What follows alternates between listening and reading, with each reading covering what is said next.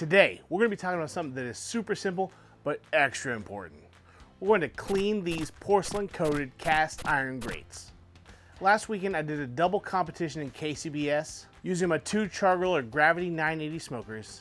And after the fact, these porcelain coated grates are filthy. Luckily, they're also super easy to clean. So let's go ahead and get these things cleaned back up. What I like to do is put them in some sort of tote. Here I've just got a regular bus tub. They all fit. And I'm gonna get some oven degreaser. Now when you use this, I like to put gloves on because this will react to the fat in your hands. Basically, that's how a degreaser works. It breaks down fats. And all we're gonna do here is make sure everything gets a nice, thorough coat of this degreaser. As soon as it makes contact with grease, it's gonna start doing its thing. I like to give it several minutes to work, and if it doesn't look like it's done enough, go ahead and hit it with another coat right now. Grab a sponge that's pretty stiff you don't mind ruining, basically. I like to hit it with warm water to heat it up, and just go ahead and start wiping the residue off.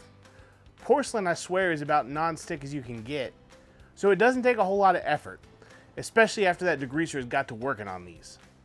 Couple minutes of elbow grease and you can tell that you're there. If you feel like you haven't gotten there yet, go ahead and restart, hit it with a degreaser, give it some time, come back with a sponge. Once you're happy with how you've got with the sponge, run it under some warm water, clean all that degreaser off. You don't want that going back in your cooker. Wipe it down with a towel, and this is what you're left with. You can see the shiny parts. That means we got clear back down to the porcelain. Super easy to do. It's absolutely necessary, so you don't want to feed somebody old grease from a cook gone by. Get out of here with that. Porcelain coated cast iron is one of the easiest things to take care of.